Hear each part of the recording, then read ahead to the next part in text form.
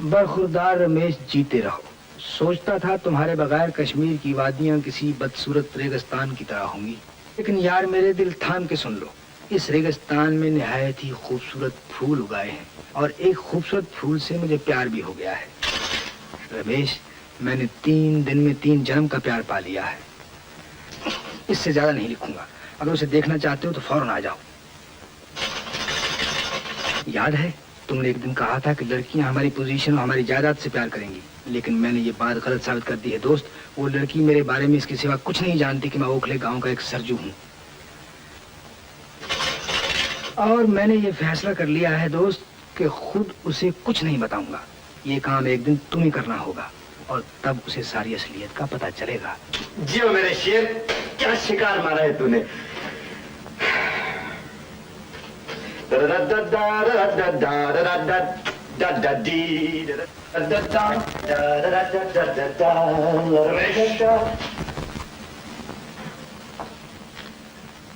जी पिताजी। क्या बात है? जी कुछ नहीं, ये गोपाल की चिट्ठी आई थी, उसने मुझे कश्मीर बुलाया। अच्छी बात है। इनकम टैक्स का केस खत्म करके चले जाना, वहां भी तुम्हें एक जरूरी काम है। पिताजी वहां भी काम? हाँ। मगर पिताजी मैं वहां तुम्हें एक लड़की देखना होगी। जी? मेरे एक दोस्त है दीवान किशन किशोर, उनकी एक लड़की है। तुम्हारे लिए उसके रिश्ते की बातचीत हो रही है। उसे देख लो, पसंद आए तो मुझे जवाब दो। ये उसकी तस्वीर है, देख लो।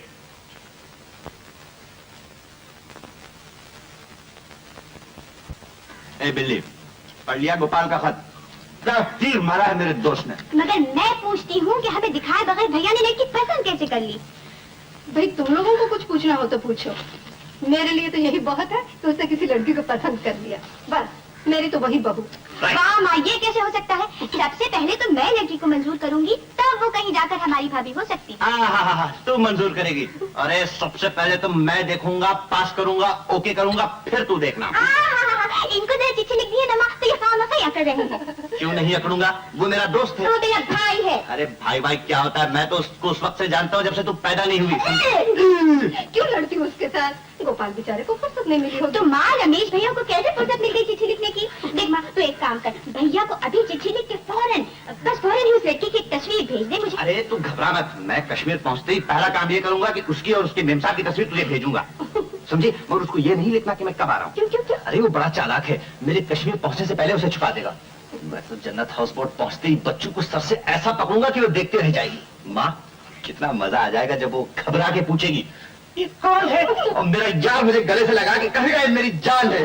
हाँ गंगा चाची, आपस में दोनों लड़ते रहेंगे कि असली जान कौन है। रमेश भैया देखो, मैं भाभी को इसे सताना मत था, मैंने याद रखो।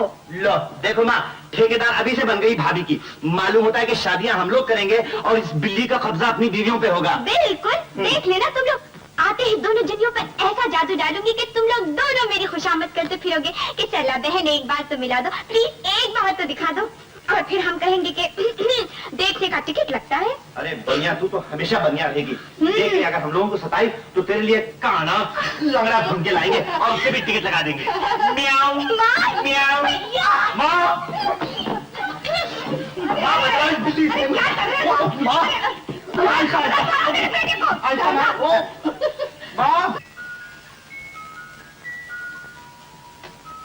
बुखार तो बहुत है दीवान साहब, घबराने की बात नहीं, सर्दी लग गई है। जी हाँ, दिल्ली से इसकी एक सहेली आई हुई है, बस उसी के साथ डल के किनारे घुमा करती है। खैर दवा मैं भिजवा देता हूँ, और जब तक बुखार ना उतरे बिस्तर पर लेटी रहे तो अच्छा है। जी बहुत अच्छा, चलिए।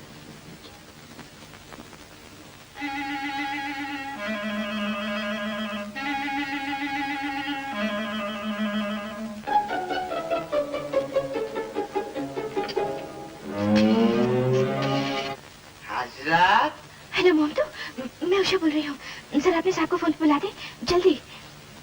बाबूजी, बाबूजी, फोन आन दीस, मोहब्बत फोन आन दीस। है? ये क्या? तुम्हें तो डॉक्टर ने बिस्तर से उठने को मना किया है ना? बाबूजी, वो सलमा वहाँ इंतजार कर रही होगी, मैंने सोचा मैं उसे फोन कर दूं। ला मैं कह देता हूँ। नहीं बाबूजी, मैं कह देती हूँ। बाबा तू जाकर आराम कर, बिस्तर पलट जाओ। जाओ। हेलो, कौन है? जी मैं ये मामदू जी, जन्नत हाउस बोट वाला मामदू जी। वहाँ सलमा बेगम है?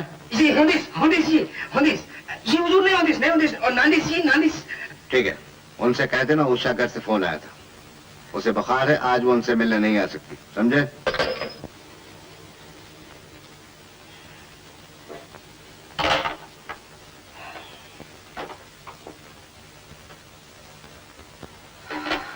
साहब जी, क्या हुंदिस? कुछ गड़बड़ हुंदिस? हाँ ममदू, उसको बुखार आ गया है और वो हमें मिलने नहीं आ सकती। एक तो मोहब्बत का बुखार, दूसरा असली बुखार, डबल बुखार हुंदिस। मगर ममदू बात यह है कि हम उसे मिले बगैर रह नहीं सकते। अरे सिर क्या हिलाता है, कोई तरीका बताना। सोचदिस साहब जी, सोचदिस। हम ममदू मोहब्बत का एक्सपर्ट। फिर सोचदिस। सलमा क्या सलमा? तुम सलमा, तुम सलमा हुंदिस साहब जी, तुम सलमा हुंदिस। आइए आइए आइए आइए आइए। सीताराम, आप कौन है? जी बीबी जी की सहेली हैं, इनका नाम क्या नाम बताया? सलमा। सलमा। ओ सलमा बेटी, तुम्हें दिल्ली से आई हो? आओ अंदर आओ। उषा देखो, तुम्हारी सहेली सलमा आई है। कौन? अरे वही तुम्हारी सहेली दिल्ली वाली सलमा। सलमा? हाँ, मैं। तुम बाबरी सलमा मेरी बड़ी पक्की सहेली है, मगर सलमा तुम्हें यहाँ नहीं आना चाहिए था। नहीं बेटी, तुम आ गई, बहुत अच्छा किया। ये तुम्हारे लिए बहुत परेशान थी। परेशान तो हम हो गए इनकी बीमारी का सुनकर। उन्होंने तो मुझे चैन ही लेने नहीं दिया। चलो उषा के पास, चलो उषा के पास। उन्होंने किसे बेटी? बाबूजी, वो मेरे अब्बा। इनके अब्बा बहुत अच्छे हैं बाबूजी, मुझे बहुत प्यार करते हैं। बाबूजी, और मेरे अब्बा नीचे बैठे हैं। नीचे? तुम्हारे अब्बा नीचे बैठे? बेटी पहले क्यों नहीं कहा? बाबूजी, वो इसका इलाज करना चाहते हैं। इलाज? हाँ, वो दिल्ली के बहुत मशहूर हकीम है ना उषा? हाँ बाबूजी, बहुत मशहूर है। मगर सलमा, मुझे इलाज नहीं करवाना, वो डॉक्टर मेरा इलाज कर रहा है। तूने नीचे से ले जाना। ओ बाबूजी, उनकी तबीयत खराब है, तूने इधर उधर की सैर करा, कहीं घुमा के ला। अरे इसके अब्बा आए हैं और तू उन्हें नीचे से जाने के लिए कह रही है? हम उन्हें लेके आते हैं। जी।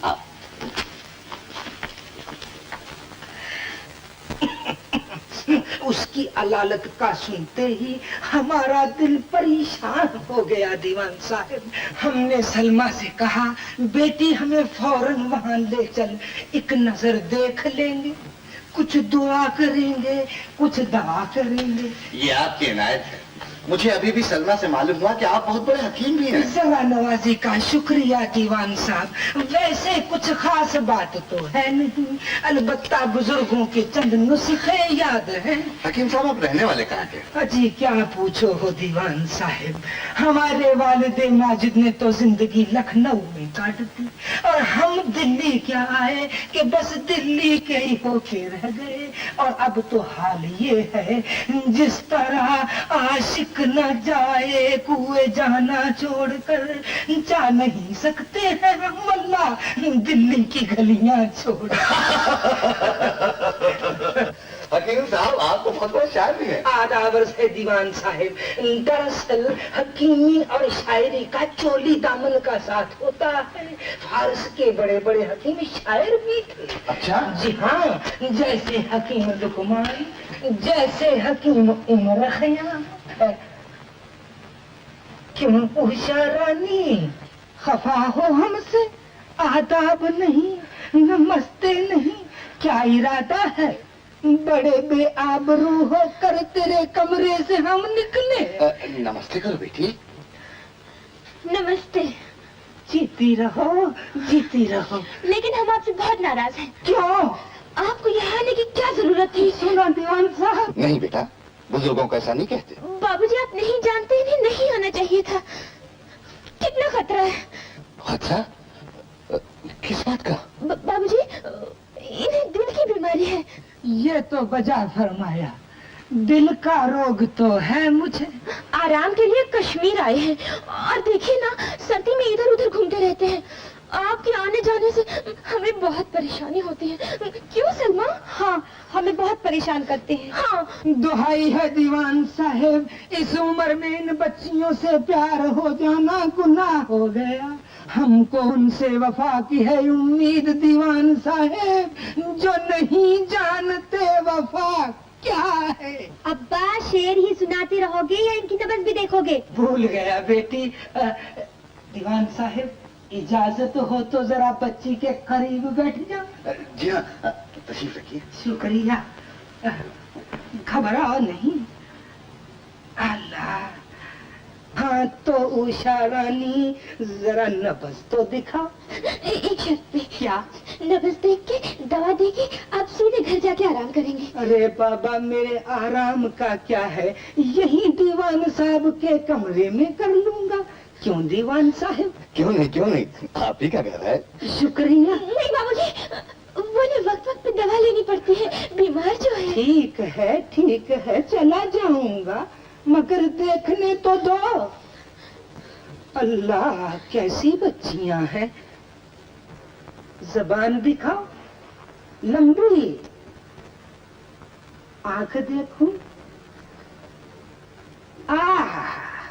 आंख तो बहुत खूबसूरत है दीवान साहब, बिल्कुल साफ है। जरा जबान मैली है, थोड़ी सी दवा दूंगा, बिल्कुल साफ हो जाएगी। हाँ तो कहिए दीवान साहब, बच्ची को कब तक अच्छा कर दूं?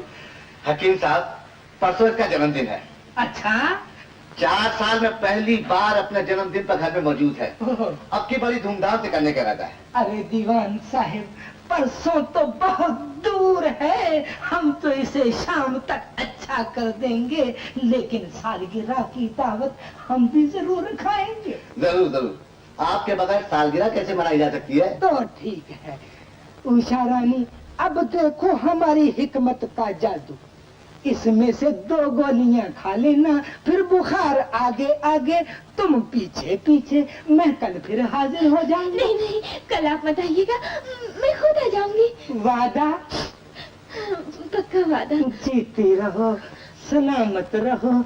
अल्लाह तुम्हें हम जैसे बुजुर्गों से प्यार करना सिखाए। ठीक है ना दीवान साहब? हकीम साहब, बूढ़ों से कौन प्यार करता है, इसीलिए तो लोग बुढ़ापे से घबराते हैं। मगर मैं बुढ़ापे से नहीं घबराता, अलबत्ता अकेलेपन से जरूर डरता हूँ। इजाजत हो तो अकेलेपन पे एक शेर अर्ज करूं? अब्बा, अब फिर शेर सुनाने लगे, अब चलिए भी। खफा ना हो बेटी, हमारा क्या है, सालगिरह पे सुना देंगे। जी हाँ, जरूर। खुदा हाफिज। नमस्ते। चलिए दीवान साहब। आइए।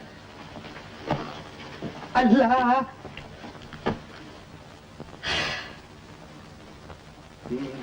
मैंने कहा मालिक, आप लड़की को देखने जा रहे हैं ना? लड़की भी तो आपको देखेगी, तो क्या मैं लाली, पाउडर, लिपस्टिक ले आऊं? सोने पर सुहागा हो जाएगा मालिक।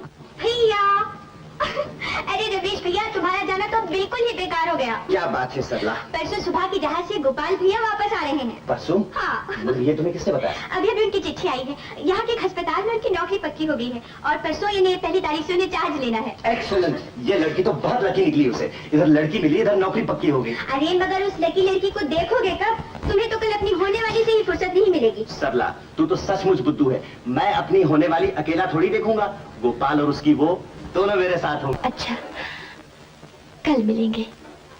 मगर कल सुबह 7 बजे एयरपोर्ट पे मिलने आना। क्या? लेकिन तुम तो परसों जाने वाले थे ना?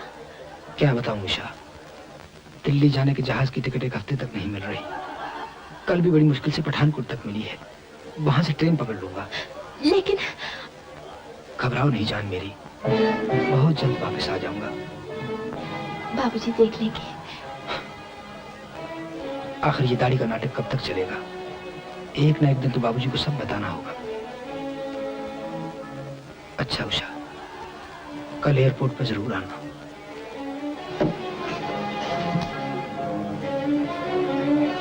दीवान साहब, भाई वाह वाह वाह, क्या पार्टी दी है आपने। और हकीम साहब ने तो रंग ही जमा दिया। क्या पार्टी दी भाई, वाह वाह वाह।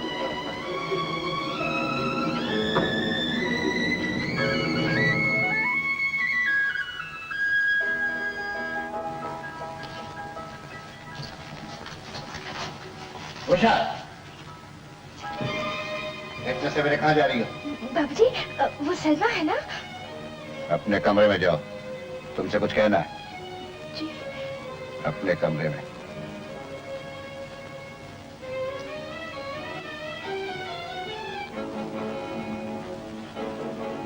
जी। मुझे सिर्फ इतना कहना है कि आइंदा तुम किसी सलमा अलमा से मिलने नहीं जाओगी, बस।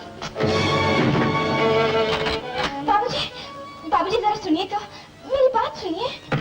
बाबूजी दरवाजा खोलिए, मैं आपको सब बताती हूँ मैं कहाँ जा रही हूँ। मेरा जाना बहुत जरूरी है बाबूजी। बाबूजी! सुनिए, पठानकोट जाने वाला जहाज तैयार है, यात्री अपने विमान पर पधारे। नंदू, टाइम हो गया, उषा नहीं आई। अभी आ जाने 5 मिनट में। मेरे दिल में वसवसे पैदा हो रहे हैं। तो बाबूजी आप जान दिस, हम बीबी जी को बोल दिस, वो आपको चिट्ठी लिख दिस। चिट्ठी? हाँ बाबूजी। तुम्हारे पास कोई कागज है? हाँ। मैं तुम्हें चिट्ठी लिख देता हूँ, उषा को दे देना।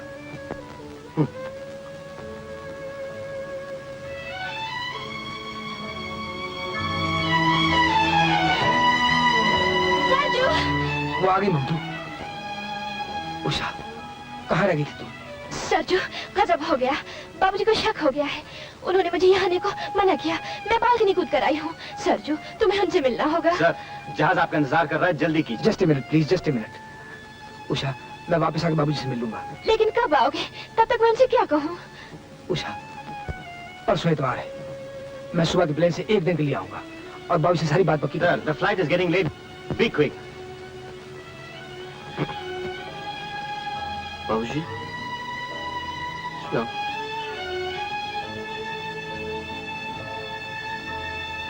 Please get in, sir. Please, sir. मैं इंतजार करूंगी। Please, sir. बीबी जी, आप नहीं आन दिस, तो बाबूजी आपको ये चिट्ठी लिख दिस। चिट्ठी? उषा, मैंने तुम्हें अभी तक अपना असली नाम ही नहीं बताया। इसकी वजह बस। उसके बाद आप आ जान दिस बीबी जी।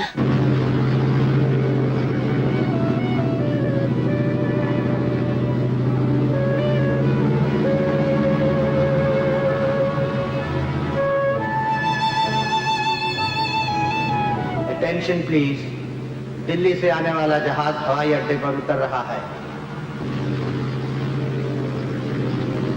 बीबी जी, आप जान दिस, दिल्ली का प्लेन आन दिस, हम दूसरा पैसेंजर ढूंढ दिस। अच्छा। बीबी जी, हम सभी को घर भेज दिस, बाबूजी परसों आन दिस। खुदा हाफिज बीबी जी। खुदा हाफिज।